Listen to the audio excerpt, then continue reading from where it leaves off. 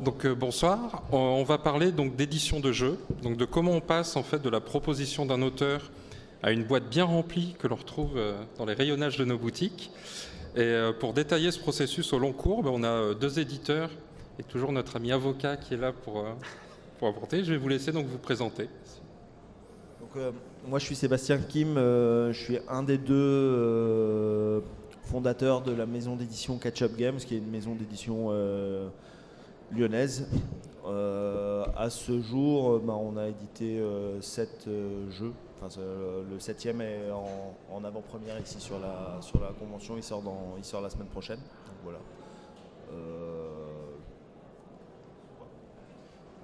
Bonjour, moi je m'appelle Clément Leclerc. Je suis donc un des deux fondateurs de la maison d'édition Gameflow qui est à Grenoble. Et nous on a 2 jeux sortis et on a un livre qui arrive là dans la fin du mois d'octobre. Et Arnaud Bouton, donc avocat en propriété intellectuelle et droit des affaires au cabinet Cornet-Vincent Ségurel. Donc j'interviens et j'assiste à la fois les créateurs et des éditeurs également. Et donc première question en fait, qu'est-ce qui vous a poussé à devenir éditeur? Pourquoi être devenu éditeur en fait? Moi je suis devenu éditeur parce que donc, mon associé Roméo avait créé un jeu de société qui s'appelle Sabordage, qui a été édité par un autre éditeur. Et du coup quand on a vu comment ça se passait, le processus qui amenait l'idée jusqu'à une boîte finale, on s'est dit qu'on avait les compétences pour, et que pour gagner sa vie en tant qu'auteur c'est assez difficile. Qu'on s'est dit qu'éditeur c'était peut-être un peu plus jouable. Après c'est pas les mêmes, on se rend compte que c'est pas les mêmes contraintes. Et voilà, en tout cas à deux on voulait essayer de porter les idées qu'on avait de l'idée initiale jusqu'à la boîte finale.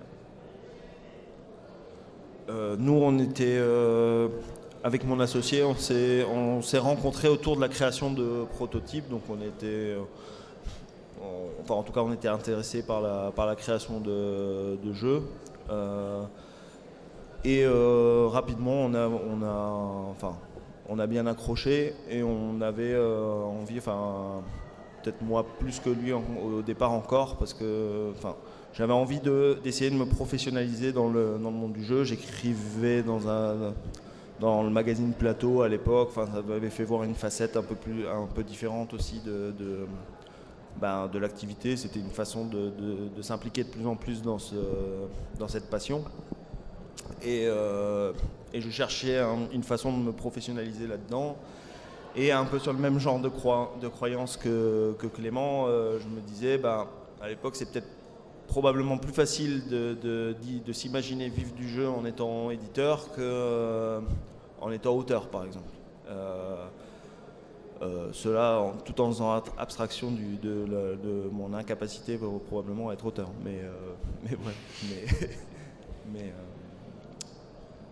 Donc tu disais 2 jeux dont un qui arrive. Ici on parlait de 7 jeux.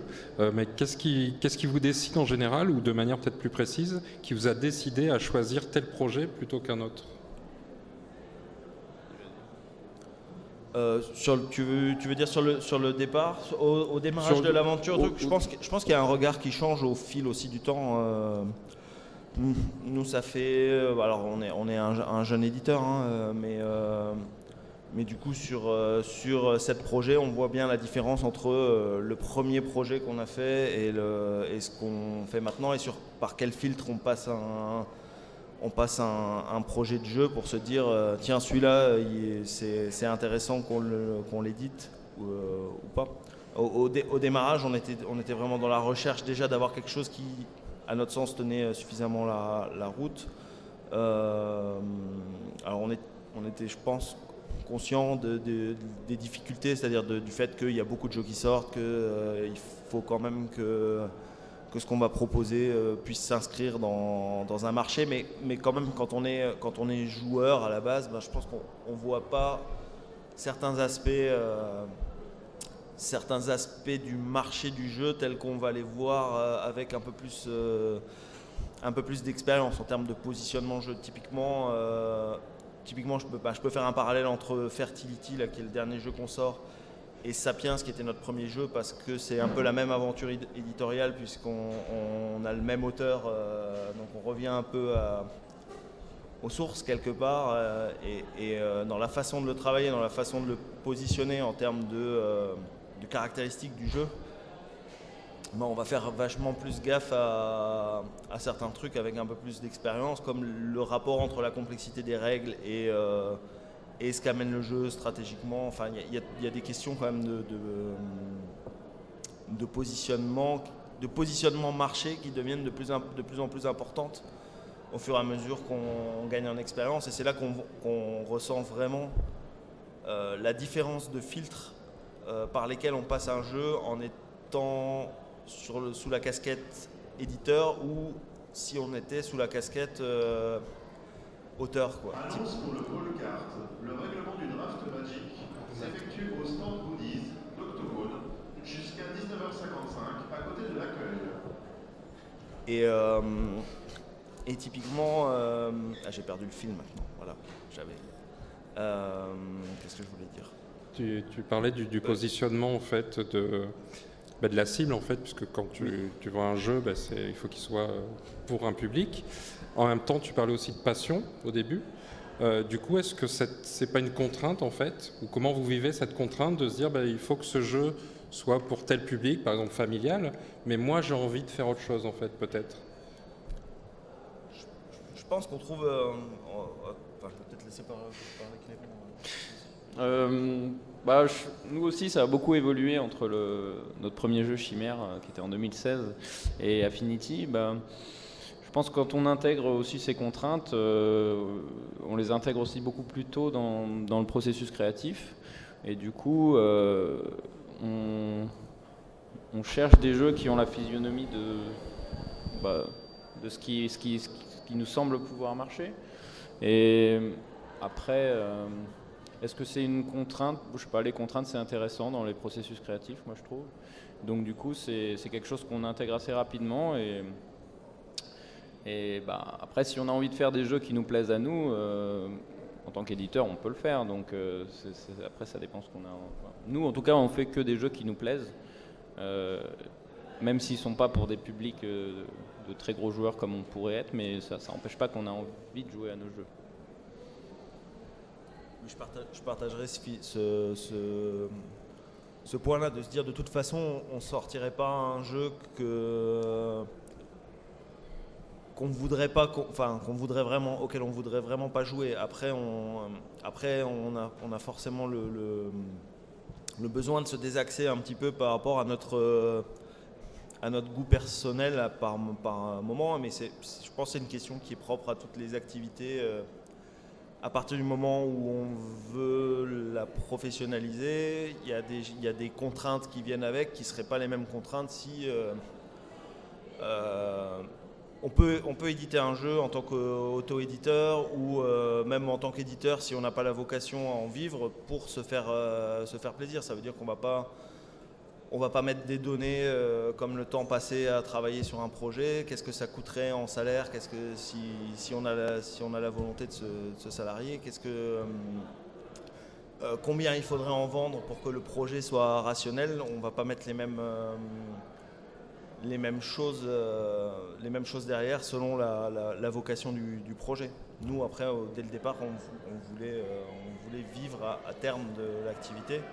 On a appris que ça prend du temps, mais voilà, c'était un objectif de départ, et donc ça oblige de toute façon à prendre en compte des contraintes qui sont celles de se dire ok, moi j'aime beaucoup tel type de jeu, mais combien de temps il faut travailler en développement sur un jeu comme ça, avec quel espoir de gain à l'arrivée pour pouvoir faire perdurer ma structure en fait. C'est-à-dire qu'on pense même pas, c'est même pas l'idée de se dire je viens sur un secteur pour gagner de l'argent parce que on n'est pas du tout là-dedans en fait. On est passionné à la base et c'est même pas ça le point à l'échelle où on évolue. C'est juste de se dire comment je fais pour pouvoir sortir un prochain projet, quoi. Enfin, comment je fais pour vendre suffisamment de jeux pour pouvoir continuer à sortir des jeux. On parle de combien de boîtes à peu près quand vous produisez un jeu ? Ça représente quel volume ? Nous, à chaque fois, là, on est parti sur des tirages de 4000 initiales. Mais après, ça dépend de la demande. Si on a la chance d'avoir des reprints, des réimpressions.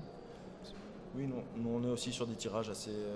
je pense que c'est quelque part, à part peut-être pour des plus gros éditeurs, mais je pense que c'est des tirages assez standards d'être entre 2000 et 5000 exemplaires pour un jeu en langue française. Après, sur de la distribution internationale, si on a la chance de trouver des distributeurs, on se rend compte qu'il y a plein de marchés qui sont beaucoup plus petits que la France. Alors c'est un très gros enjeu pour un éditeur d'arriver à distribuer ses jeux à l'étranger parce que c'est une multiplication de pays par rapport à la France. Mais il y a plein de jeux, pour les jeux qu'on a réussi à placer dans plusieurs pays, principalement Paper Tales pour nous. On se rend compte que voilà, il y a des marchés, le marché italien, si vous prennent 1000 boîtes, pour eux c'est déjà un pari qui est pas minimal en fait. Donc la France c'est quand même un marché qui s'est beaucoup développé en fait. En termes de vente de jeux.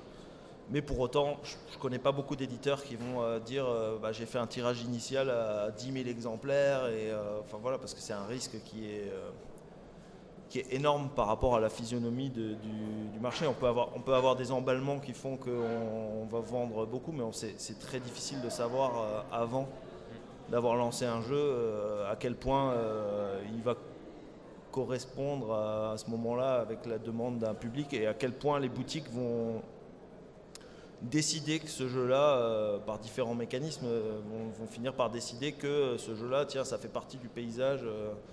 C'est un jeu qu'on inscrit dans le paysage, oui, on voit bien à qui le conseiller et dans quel cadre. Et on sait que ça ne va pas décevoir le public par rapport à ce type de demande. On sait qu'il y a beaucoup de sorties et on parle souvent de durée de vie, c'est-à-dire que le jeu, tu parlais de s'installer dans la durée. Alors on sait que les durées de vie maintenant des jeux sont vraiment raccourcies. C'est quelque chose que vous prenez en compte lors de la création du processus ? Pas forcément, on se pose la question parce que pour nous ça représente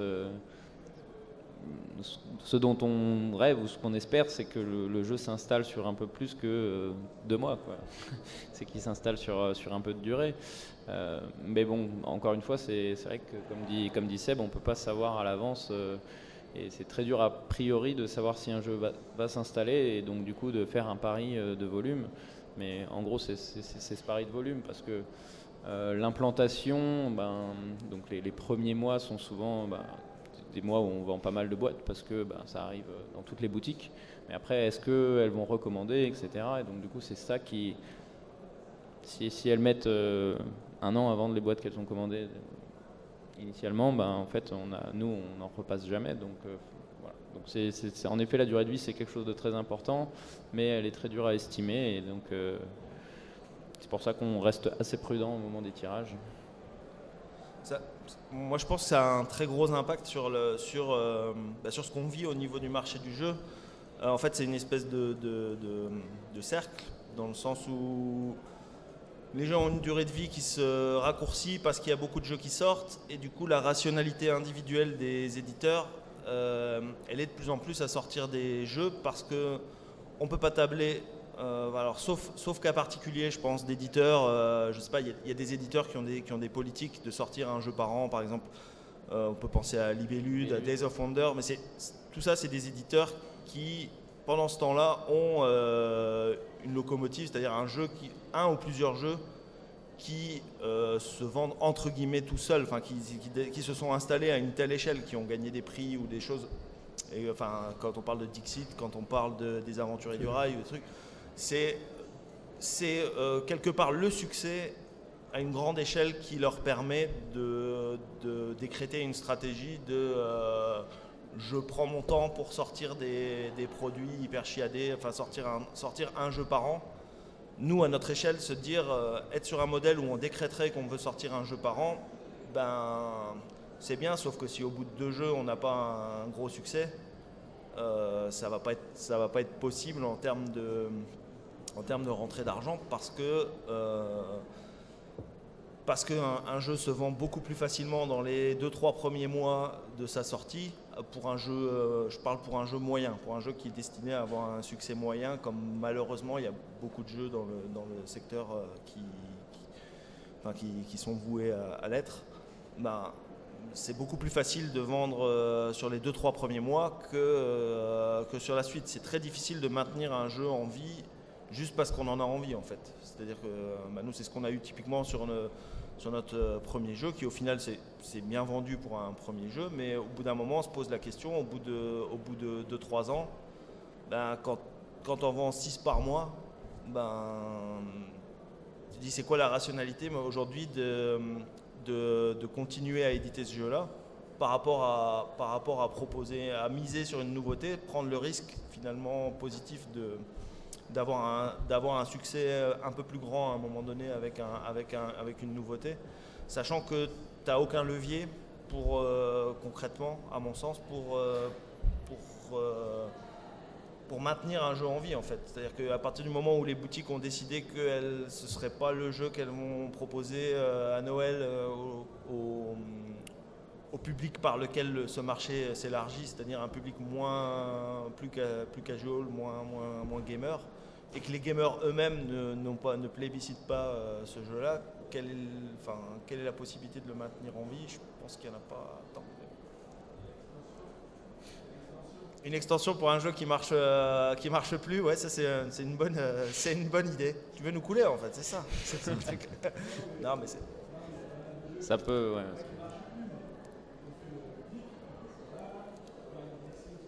Et là, ouais.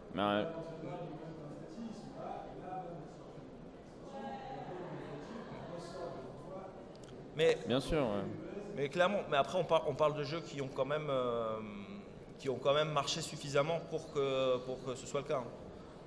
Nous on l'a fait sur un de nos jeux, on a fait une extension sur Paper Tales parce qu'on a rencontré avec ce jeu-là un succès qui est au-delà de ce qu'on rencontre en moyenne sur nos jeux. Mais typiquement une extension, il faut pas. Alors ça dépend aussi de la typologie de jeu et tout ça, mais c'est difficile de s'imaginer vendre. Ça dépend des. Quand on discute avec les gens, alors c'est difficile parce que chaque projet est unique de ce point de vue-là, mais les gens parlent souvent de, je sais pas, un dixième de vente. Pour des jeux qui ont beaucoup marché, on parle de vendre un dixième. Donc si tu faisais ça sur un jeu qui a vendu 1000 boîtes, ouais, c'est ça, 10%. 1 pour 10. Ouais.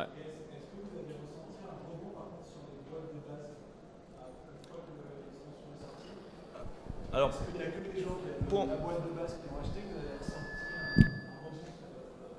pour nous, c'est un peu difficile à dire parce que l'extension, on avait déjà du contenu. C'est un jeu un peu particulier dans le sens où il avait déjà une vie en tant qu'auto-édition au Japon. Donc le jeu était développé et il y avait du contenu disponible pour faire une extension. Donc on a pu sortir une extension un peu dans le flow. On n'était pas encore vraiment en ralentissement de la vie du jeu de base quand on a sorti l'extension. Donc c'est difficile de dire exactement. Il n'y a pas eu de rebond spécialement, mais ça n'a pas. C'est difficile d'avoir les données. Tu vois, t'as jamais les données séparées. Qu'est-ce qui se serait passé si à ce moment-là on n'avait pas sorti une extension? Enfin, t'as jamais. C'est la difficulté de cette activité, c'est que t'as beaucoup de choses qui sont difficiles à vraiment rationaliser. C'est pas une science exacte. Voilà, d'avoir des données scientifiques exploitables sur pourquoi ça marche pas, comment.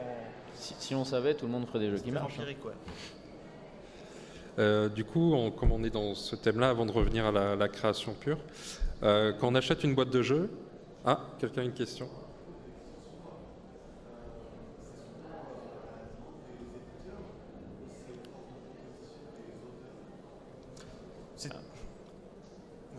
Moi j'en sais rien parce que en plus nous on est on s'auto-édite beaucoup, donc on fait dans ce cas-là on fait les questions et les réponses en quelque sorte. C'est-à-dire que c'est nous, si on a envie, on ressort un truc, mais c'est vrai que vous avez cette particularité. Nous oui, on est auto-éditeur, donc c'est assez particulier. Pour pour nous, c'est plus une discussion, c'est de savoir est-ce qu'il y a la marge pour faire quelque chose d'intéressant sur le jeu, à quel point ça va intéresser les joueurs, enfin se poser la question à quel point ça va intéresser les joueurs d'avoir ce contenu additionnel si on pense à des choses. Et après, effectivement, de toute façon, le juge de paix pour nous, c'est forcément les ventes du jeu de base, c'est-à-dire que on a un autre exemple, typiquement 12 Heroes, qui est un jeu qu'on a sorti avant Paper Tales, qui est un jeu à deux qui a une profondeur gamer intéressante pour ça, qui aurait pu être intéressante pour ça, pour lequel le public en France serait demandeur d'une extension. Enfin, en tout cas, on a beaucoup de retours en France, et s'il y avait que la France, que l'accueil qui a été fait en France dans la balance, on aurait pu la faire, puisqu'en plus le contenu était prêt, mais dans la mesure où on n'arrive pas à placer ce jeu à l'étranger, enfin on n'a pas rencontré le même engouement, le même succès d'estime vis-à-vis de distributeurs étrangers et vis-à-vis de marchés étrangers. On est quand même sur des quantités qui sont trop faibles pour se permettre ça. C'est toujours après quel est le risque, quel est le risque de gain, combien de temps tu vas travailler dessus pour gagner quoi. Enfin, c'est forcément des questions que nous on est obligé d'intégrer. Ouais. Du coup, oui, que je disais, quand on achète une boîte de jeu, en fait, on compare souvent le prix avec ce qu'il y a dedans, avec le matériel qu'il y a dedans quand on est acheteur. Et à l'inverse, vous mettez peut-être 1 an, 2 ans, peut-être plus pour développer un jeu. Et ce coût de développement, en fait, il n'est pas répercuté. Comment, en fait, vous expliquez ça ? Qu'est-ce que c'est cette bizarrerie Je ne m'étais pas posé la question. Pourquoi ? Moi, je pense, je sais pas si c'est peut-être plus un usage, quoi. Enfin, quelque part, c'est une habitude qui a été prise. Il y a plein de choses, il y a plein d'habitudes de consommation auxquelles, du coup, on est nous obligés de prêter attention, comme le rapport entre la taille d'une boîte et son prix. Ouais. Où typiquement, on a des fois des critiques sur la taille de la boîte en se disant la taille de boîte, elle est trop grande. La boîte est trop grande par rapport à ce que j'ai en contenu. Sauf que le problème qu'on peut avoir à l'inverse, c'est que si on met sur le marché un jeu qui est dans une boîte trop petite par rapport au prix perçu, les gens, on n'a pas envie d'acheter en général, psychologiquement, une boîte qui est trop petite. Pardon pour la digression du coup, mais c'est un peu, et je me suis encore perdu, c'est la fatigue d'une journée d'animation, désolé. Sur le coût de développement. C'était sur le coût de développement, oui, c'est des usages. Nous informons que les toilettes sont de nouveau accessibles. Désolé. C'est votre chance. Ça tombe bien. Et courez pas trop dans les allées. Et ils m'en veulent. Ouais. Oui, donc c'est des usages quelque part contre lesquels c'est difficile de lutter à notre échelle en fait. À nouveau, la rationalité individuelle, si tu veux pas dire je vais partir tout seul en croisade contre quelque chose et maintenant moi je vais faire payer moi je vais inclure dans le coût de mon jeu le coût de développement selon que le jeu a mis longtemps à être développé. Par exemple, typiquement, alors nous ça nous a pas coûté beaucoup de temps de développement, mais typiquement un jeu à combo comme Paper Tales, c'est très long à développer correctement et à équilibrer. Par rapport à un jeu comme Q-Birds, qui est un jeu plus grand public, il y a peu de dev pour nous. Pour nous, c'est peu de développement, c'est peu de temps de développement. On a peut-être plus de temps sur l'édition après, voilà. Mais de dire nous demain, on va répercuter le prix de développement de Paper Tales c'est un peu partir dans une croisade qui serait incompréhensible vis-à-vis du public en fait.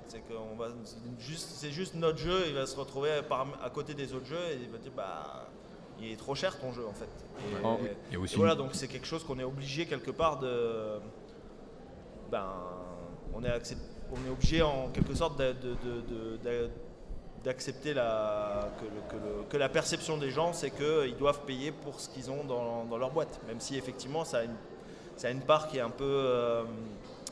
quand on connaît l'activité d'édition, le travail de création sur un jeu comme Great Western Trail, il ne devrait pas être au même prix qu'un jeu avec beaucoup de matos, mais qui est pas un jeu complexe à équilibrer, à développer. Mais à l'arrivée, le prix, il est lié au prix du matériel et au prix de la boîte qui va avec. Et, non, ça rejoignait. Je pensais que c'était également lié à l'offre et la demande, hein, de manière basique. Ouais. C'est que le public n'est pas forcément prêt à mettre plus pour un jeu qui vaut plus. Et une espèce de norme. Est-ce qu'il vaut plus après? C'est toute la question après aussi. Est-ce que est-ce que la valeur d'un jeu devrait se mesurer à autant de travail passé? Moi je suis purement économique. Hein, mais si on passe moins de temps à développer un jeu, est-ce que ça en fait un moins bon jeu qu'un autre jeu? Forcément, je veux dire. Moi je pense que c'est surtout en tout cas nous, la réflexion est plutôt à l'inverse. C'est-à-dire que quand on a un jeu ou qu'on veut le mettre sur le marché, on se pose la question de à quel prix il va être. Et en fait, après, c'est à nous de voir aussi si on pense qu'on a quelles sont nos espérances de gain et est-ce que nous, on peut travailler dessus et arriver à payer le temps qu'on va y passer par rapport au prix où il va être sur le marché. En fait, c'est plutôt dans ce sens-là que se construit, je pense, en partie, d'un point de vue éditeur, se construit le projet, le jeu et son prix sur le marché. C'est ça, exactement. Après, pour l'auteur, c'est un peu différent. Et puis, nous, en plus, on est un peu auteur, donc c'est un peu. Mais le temps de développement, en partie, il est beaucoup supporté par l'auteur. En partie. Et justement, toi qui es auteur et éditeur, du coup, comment ça se passe? Parce que il n'y a pas de garde-fou en fait. Si toi tu prends toutes les décisions, comment vous arrivez à gérer ça en fait? Nous, on a essayé de le gérer. Sur le premier, je pense qu'on a fait des erreurs, du coup. On s'en est rendu compte. Et actuellement, le travail de garde-fou, il est un petit peu lié à notre distributeur. On a beaucoup de retours de la part de notre distributeur, ce qui est plutôt bien. Des retours quand on présente le projet, et puis assez vite aussi, ils peuvent le faire un peu tourner auprès des boutiques, etc. Ou en tout cas avoir un petit peu de retour, de recul là-dessus. Tout en essayant nous de faire attention à ça. On fait aussi beaucoup tester entre éditeurs et ça permet d'avoir des retours d'autres confrères, par exemple les gens de Ketchup, ça peut arriver. De tester les jeux des autres pour avoir des retours. Et c'est un des moyens d'avoir des garde-fous. Mais en effet, je pense que c'est un travers qui est un peu difficile quand on s'auto-édite. Voilà, est-ce qu'on va continuer à le faire? Je sais pas. Là, alors après, sur le premier, on n'était que Roméo et moi, donc les deux de Gameflow à être auteurs. Sur celui-là, on était 4 auteurs, donc il y a aussi ce fait que on a intégré d'autres auteurs entre autres. C'est dans des journées de création que on a créé avec ces autres personnes le jeu. Donc et on pense aussi à passer sur de l'édition d'autres auteurs pour voir aussi d'avoir un regard plus extérieur, plus détaché, qui va peut-être nous permettre de se dire aussi en tant qu'éditeur c'est intéressant de ne pas être aussi lié au projet que quand on s'auto-édite. Et justement, toi avec Ketchup, comment faites-vous le sourcing? Comment vous trouvez vos nouveaux jeux? C'est par mail, c'est dans les rencontres, dans les salons? Alors, on reçoit des mails de plus en plus d'ailleurs de propositions. Donc ça peut être par ce biais-là. Après, c'est quand même un milieu où beaucoup on croise les gens sur les salons et souvent c'est quand même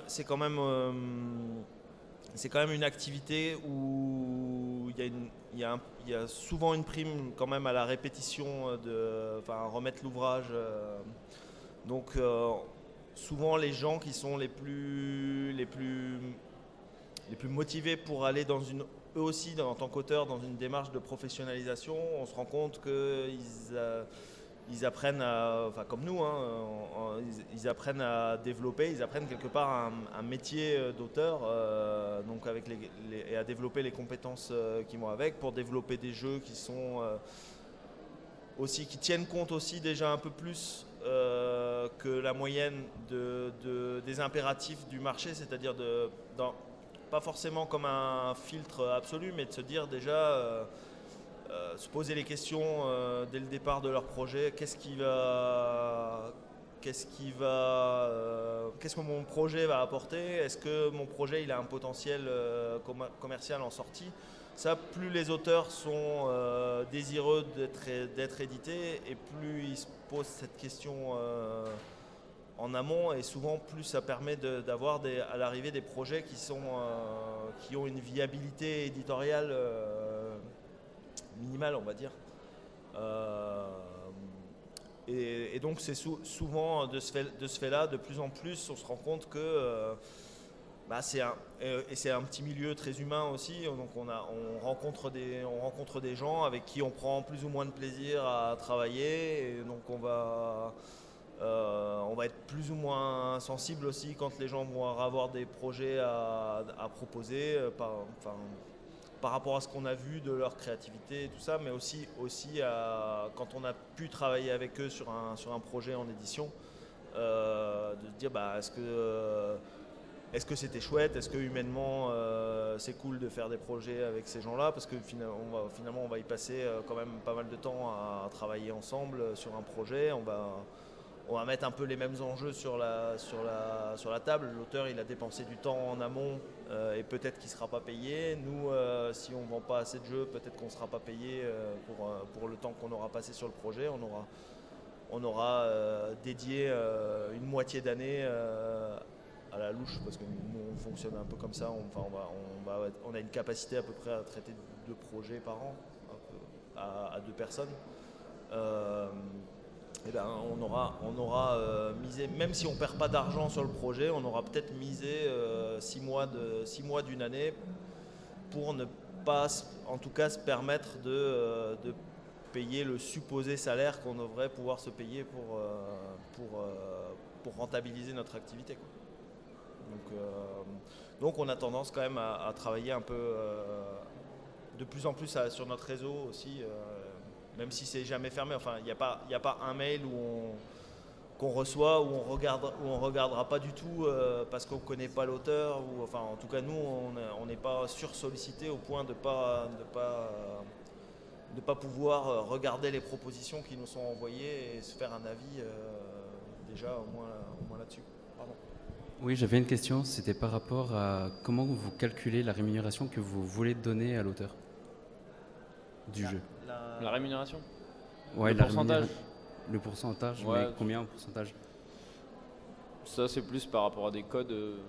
On est sur des usages un peu standards. Ouais. Enfin, on est dans des fourchettes un peu standards, je pense, de rémunération, que ce soit en royauté ou droit d'auteur. Je connais même pas très bien la distinction, je dois dire, parce qu'on est dans des milieux, on est à des échelles tellement artisanales que on est sur ça s'appelle, paradoxalement, ça s'appelle le versement de droit d'auteur.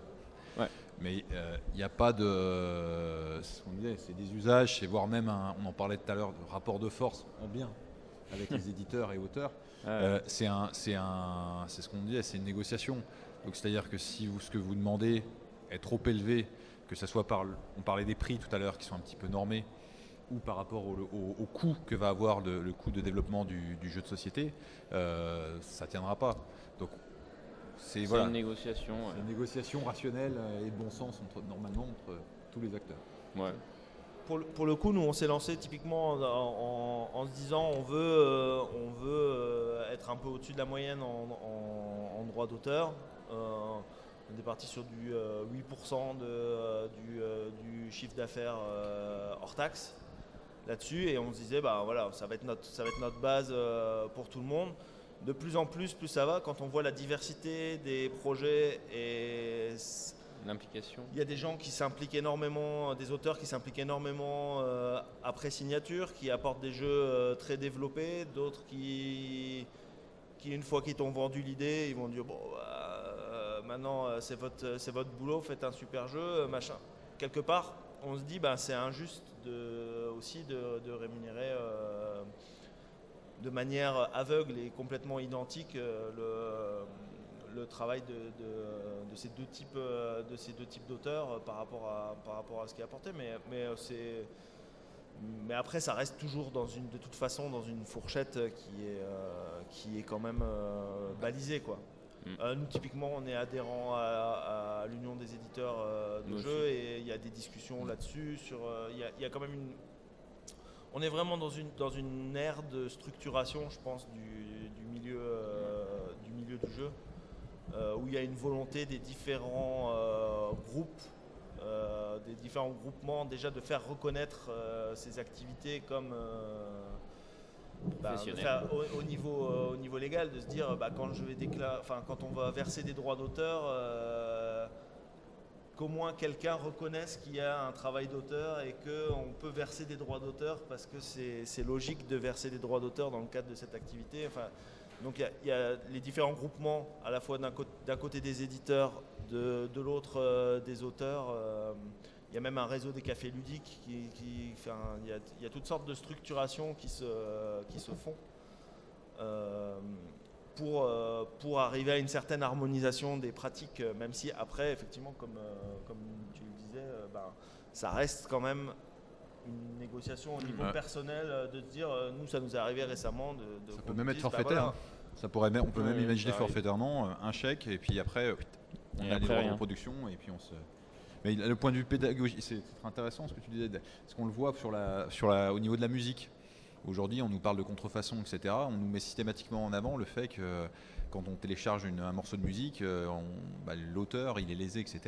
Alors que c'est pas l'auteur qui est le plus lésé quand on télécharge de la musique. Mais c'est une manière de rappeler ce que tu disais, c'est qu'il y a toute une industrie derrière qui doit être créée. Et autant en matière de musique, l'auteur, ça devient assez naturellement, alors que tout ce qui est major, maison d'édition, on n'y pense pas forcément. Autant en matière de jeux de société, on oublie parfois que derrière, effectivement, il y a quelqu'un qui est à l'origine, qui a créé le jeu, etc. etc. Donc le fait de le mettre en avant en disant, dans le coût d'un jeu, il n'y a pas que du papier, et ça rejoint ce qu'on disait tout à l'heure, il n'y a pas que du papier, il y a aussi de l'humain, et il y a du travail d'auteur, travail de création intellectuelle. Illustrateur aussi. Illustrateur. Je voulais juste peut-être préciser, tu parlais d'un pourcentage sur le chiffre d'affaires. C'est le chiffre d'affaires qui est à la vente au distributeur. Voilà, le chiffre d'affaires de l'éditeur. Chiffre d'affaires hors taxe de l'éditeur. Ouais. De l'éditeur. Du coup, on parlait de l'illustration. À quel moment du développement Question. Sur Romy. Pour garder la comparaison que vous faisiez avec la musique, typiquement la musique, quand on partage une œuvre, par exemple dans un bar, il y a la SACEM, on paye la SACEM, etc. Dans le cadre d'un jeu, par exemple, si une association achète un jeu, le propose à ses membres, il n'y a pas de... Vous, du coup, c'est un manque à gagner potentiel. Par exemple, je prends Unlock, parce que c'est le jeu, typiquement, une asso le propose, c'est un manque à gagner énorme, puisque c'est du one-shot, on le fait, on le refera plus. Ce qui est différent avec un Paper Tales où justement, vous, c'est un avantage, on le fait découvrir, ça donne envie de l'acheter. Mais Unlock, typiquement, on fait le scénario une fois et on n'achètera plus jamais le jeu, quoi. Typiquement, je sais que c'est une discussion qui se tient au niveau des cafés ludiques actuellement, par exemple, parce qu'on est hébergé pour travailler dans un café ludique depuis peu de temps, mais il nous disait justement qu'ils réfléchissent à ces questions-là en tant que groupement pour se dire est-ce que ce serait juste qu'on paye une part un droit d'accès, un peu comme la SACEM pour donner accès aux jeux des éditeurs. Voilà, c'est des réflexions que spontanément c'est aussi une réflexion qu'a la SAGE. La SAGE aussi en parlait au niveau des auteurs. Alors c'est peut-être pour ça, c'est peut-être de là. Les auteurs, ouais, je pense parce que c'était une des discussions, une des choses qui avait été mise sur le tapis par les auteurs, en tout cas par la SAGE, donc qui est un groupement des auteurs. La société des auteurs de jeux. Syndicat, société.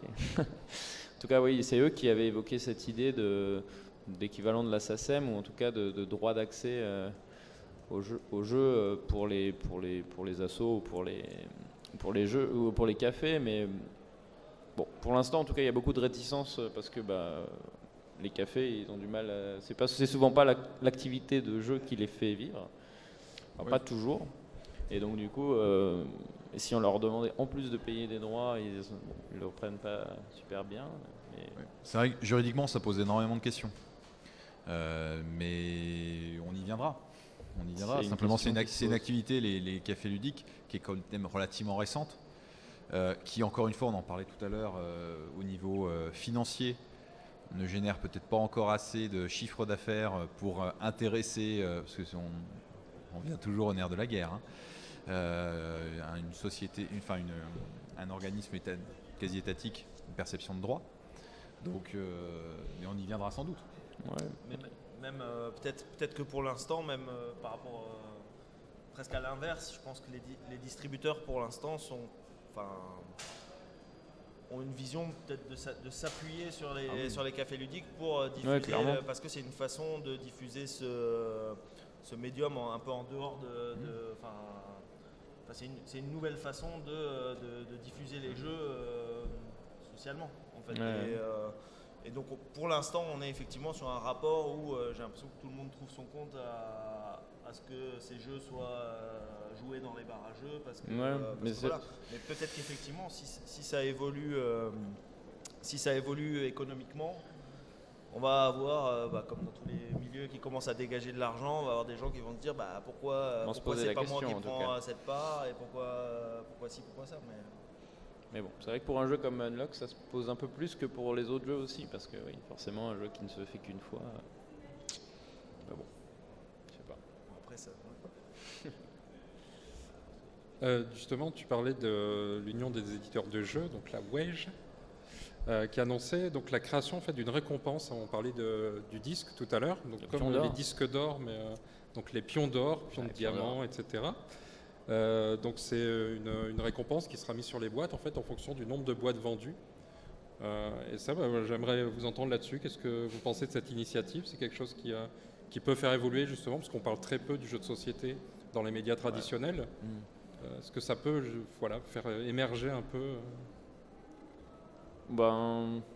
je sais pas trop. Nous, en tout cas, en tant que petit éditeur, pour l'instant, on est de toute façon loin des chiffres. Même pour avoir le premier cran, je pense qu'on est vraiment loin. Donc ça nous touche assez peu pour l'instant. Je pense que l'intérêt médiatique existe peut-être. Je ne me rends pas bien compte de si ça va permettre de parler plus du jeu de société. En tout cas, c'est vrai que ça lui donne un aspect un peu plus professionnel, ou en tout cas, ça donne une sorte de reconnaissance, mais bon, je suis un peu, pour l'instant, je suis un peu circonspect. C'est sûr qu'en tout cas, c'est ce qui a animé, depuis le départ, pour avoir suivi un peu le cheminement de cette idée-là, c'est a priori ce qui animait la WEJ pour créer ce prix, c'était vraiment de trouver des moyens de s'attirer la reconnaissance, une reconnaissance plus large au niveau médiatique. Et typiquement, toute la démarche d'arriver à produire des chiffres sur le secteur, ce que pèse le secteur, ce que représente le jeu pour sortir un peu des clichés, de la croyance que c'est très marginal, alors que finalement ça l'est peut-être de moins en moins. Enfin, c'est quand même en train de prendre de l'ampleur socialement. Donc cette démarche, elle est au centre du truc, et de pouvoir communiquer sur des chiffres de vente, c'est peut-être ce qui intéresse malheureusement les médias les plus généralistes. Ils vont être plus intéressés par combien on vend de Monopoly, combien des réussites économiques incroyables et tout ça, que par le fond lui-même, parce que c'est des médias qui n'ont pas vocation à s'intéresser finalement au fond sur ce type d'activité. Et par rapport à ça, moi perso en tout cas, je trouve que par rapport à toutes les questions que ça posait de qui va attribuer le prix au sein dans un groupement d'éditeurs comme celui-là, qui va attribuer le prix à qui, au moins cette donnée un peu objective des ventes, Oui, on peut se dire, si on a une vision un peu élitiste, que certains jeux qui se vendent moins mériteraient plus d'avoir des prix que certains jeux qui se vendent beaucoup. Et c'est forcément pas le seul critère sur lequel on peut juger de la qualité d'un objet ludique. Mais au moins, ça évite à l'intérieur d'un groupement comme celui-là de dire pourquoi on a filé le prix à lui et pourquoi on ne me file pas de prix. Et voilà, donc au moins c'est faire de ce point de vue-là, et ça nous évite de nous faire des illusions à notre niveau. Parce que effectivement 100 000 exemplaires, c'est déjà... ce serait un bel honneur, mais ça paraît loin. Pour un petit éditeur, oui. Puis on est quand même sur un marché qui est un peu particulier, vous m'arrêtez si je me trompe, mais on parlait par rapport à tout à l'heure l'intérêt des barrages, etc. Mais la plupart du temps, pour les jeux de société, on achète, sauf pour les vraiment gros gamers qui suivent le marché, on achète un jeu auquel on a déjà joué. Ce qui suppose une espèce de reproduction, c'est-à-dire qu'on connaît tous le Monopoly, la bonne paye, etc. parce qu'on l'a joué, parce qu'on nous en a offert un étant gamin, etc. Alors qu'un jeu qui va être un peu plus intimiste, auquel on n'aura pas forcément joué, quelqu'un qui n'est pas dans une approche de recherche ou de curiosité, n'ira pas forcément l'acheter. Donc du coup, sur les ventes, c'est vrai que on a un phénomène de reproduction et on a tout intérêt à avoir des cafés ludiques ouverts au plus grand nombre, où quelqu'un comme moi qui ne joue pas énormément de jeux de société, je vais peut-être aller boire un verre, je vais pouvoir y jouer gratuitement, ce qui va peut-être générer l'intérêt. Et puis, ou des festivals comme ici. Ou des festivals. L'opportunité. Donc les prix peuvent même être intéressants, même si, ne serait-ce que pour les lauréats. Même si... c'est pour eux que c'est le plus intéressant, je pense. Enfin, pour continuer sur des anecdotes pas très intéressantes, on en discutait hier avec un auteur de livres, et moi je lui expliquais que typiquement quand je vais dans une librairie ou comme je lis pas ou plus beaucoup parce que j'ai pas beaucoup de temps pour ça, quand je vais dans une librairie ou que je vais où on peut vendre des BD ou voilà, je ressens, je pense que ressentent les utilisateurs légers de jeux, c'est-à-dire les gens qui connaissent pas énormément de jeux, quand ils rentrent dans une boutique de jeux de société. Cette espèce de vertige de la profusion à l'extrême de références et tout. Et moi, j'ai un peu, personnellement, par rapport au livre, du coup, j'ai un peu ce réflexe de dire, à quoi bon, je sais pas comment je vais trouver quelque chose.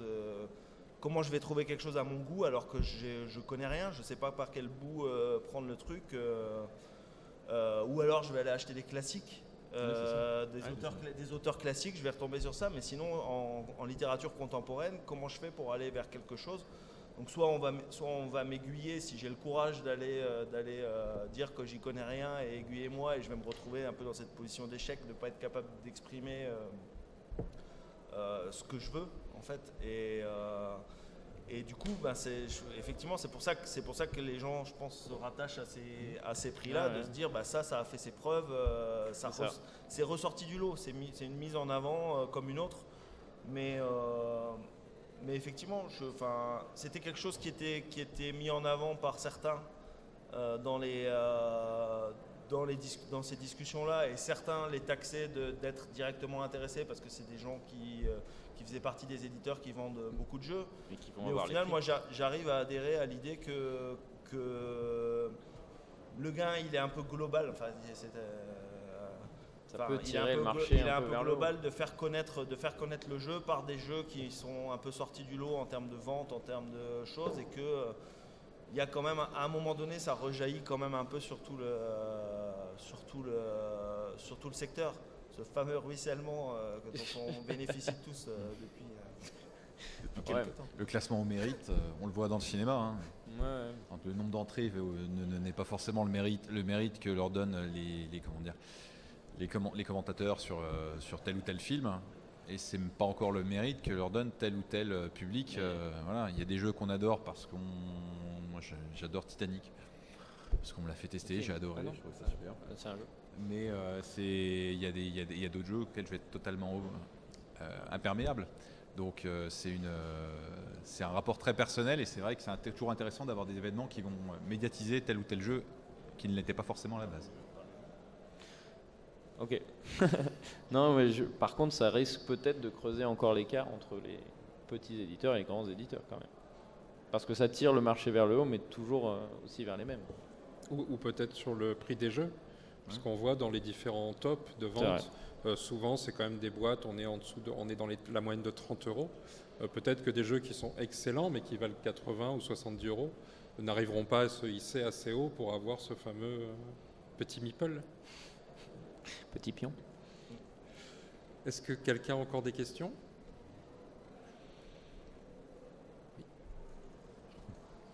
C'est un jeu Ouais. J'avais une question quand vous avez parlé du fait qu'en Italie, par exemple, il y avait moins de tirages, ou du moins qu'ils allaient moins commander au premier abord. Est-ce qu'en France, on est un pays particulièrement fan des jeux, ou est-ce que...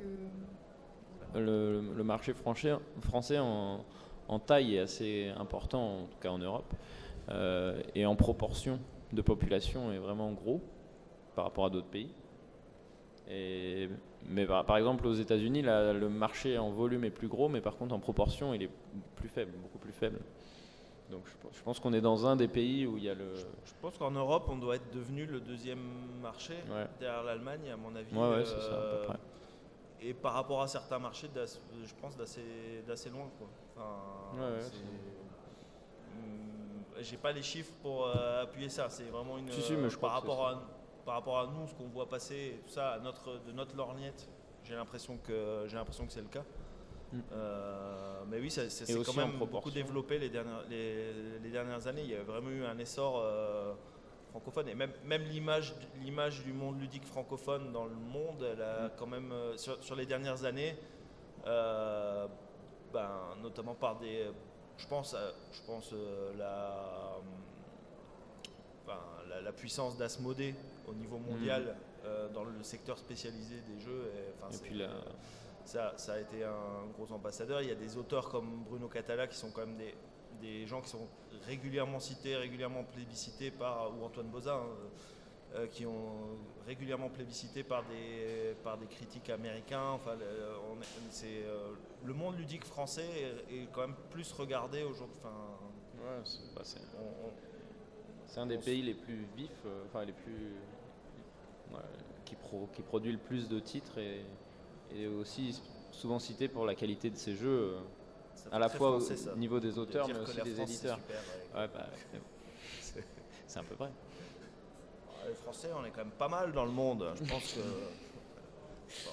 Et du coup, en lien avec ça, c'est peut-être un peu bête comme question, mais est-ce que comme dans d'autres secteurs culturels, vous pensez qu'il y a des jeux qui peuvent mieux marcher en fonction du pays ou par exemple, un jeu qui va très bien marcher en France, il va pas du tout s'adapter dans un autre pays parce que je ne sais pas pour quelle raison. Vous pensez que ça se trouve aussi dans le monde ludique ou... Ouais. Je pense qu'il y a des physionomies de marché, aussi une certaine maturité dans certains marchés qui vont évoluer. Forcément, il y a des jeux qui peut-être en France peuvent marcher aussi parce que il y a un socle de gens qui jouent beaucoup plus qu'à d'autres endroits, et donc à d'autres endroits on va être sur plus des joueurs plus occasionnels et qui n'aiment pas par exemple les jeux experts. Donc chaque marché a en effet des physionomies assez différentes. Par exemple, je crois qu'au Japon le marché à l'inverse est très très expérimenté, je crois.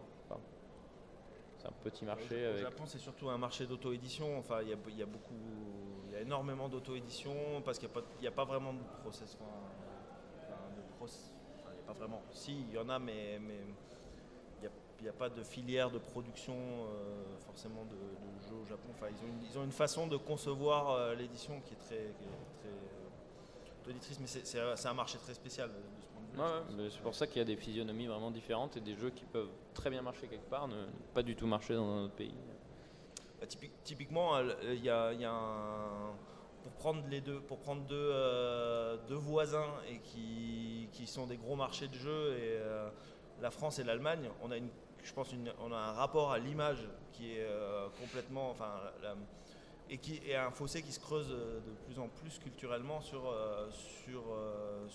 ne serait-ce que sur cet aspect-là, je pense. Par l'image, c'est l'illustration. De l'illustration, pardon, des jeux où de plus en plus on ressent un décalage entre les produits qui sont amenés d'Allemagne, qui sont distribués directement avec les mêmes illustrations et ça commence à faire un vrai décalage avec les jeux qui sont édités en France ou voire même aux États-Unis ou je sais pas, et à l'inverse, ils ont une culture du prix qui est beaucoup plus forte que chez nous. On est sur un marché quand même de luxe entre guillemets.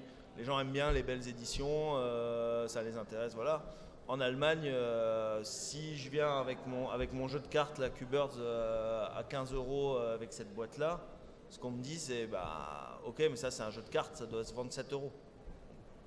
Et ils en auront rien à foutre de faire une boîte minuscule, voilà, parce que c'est leur marché qui fonctionne comme ça, c'est leur prisme, il est comme ça. Et sur l'image, je pense eux, ça les choque pas du tout les illustrations qu'ils font. Enfin, quand on voit, je sais pas, on voit The Mind avec le truc, d'où vient l'idée d'avoir des lapins, des shurikens, des machins, et de les illustrer comme ça. Je pense que voilà. Bon, après coup, ça marche et voilà, mais c'est très surprenant culturellement pour nous de voir ce type d'édition, ou certains trucs que fait encore Ravensburger, de se dire quand ils refont la couverture de Puerto Rico, de se dire tiens, c'est ça qu'ils refont comme couverture de Puerto Rico en 2017 ou en 2018, et c'est super surprenant par rapport à notre prisme de l'image en fait. Ouais. On appelle d'ailleurs souvent ça des jeux à l'allemande quand le jeu est pas très bien illustré. Merci de toucher ma boîte. Non. Mais oui, puis on retrouve aussi, je pense, on peut parler du marché américain qui est plutôt figurine, qui est plutôt jeu d'affrontement. Il y a aussi des profils de joueurs en fait qui sont, je pense, typiques en fonction des régions, des pays. Ça aussi, ça se retrouve, ce qui explique qu'il y a peut-être des pays qui sont émergents au niveau du jeu de société. Qui ne l'ont pas. On parle beaucoup de l'Allemagne parce qu'en fait c'est culturel là-bas. C'est quelque chose dans les familles où on jouait beaucoup. C'était traditionnel, alors que nous ça l'est venu, mais peut-être un peu plus tard. Oui, ça a sûrement été le premier marché dynamique, le plus dynamique de jeux en Europe et probablement dans le monde en fait, parce que même les États-Unis, ou en tout cas ils étaient sur un créneau très différent. C'est beaucoup plus familial et puis peut-être plus ancré dans la culture allemande que dans la culture américaine.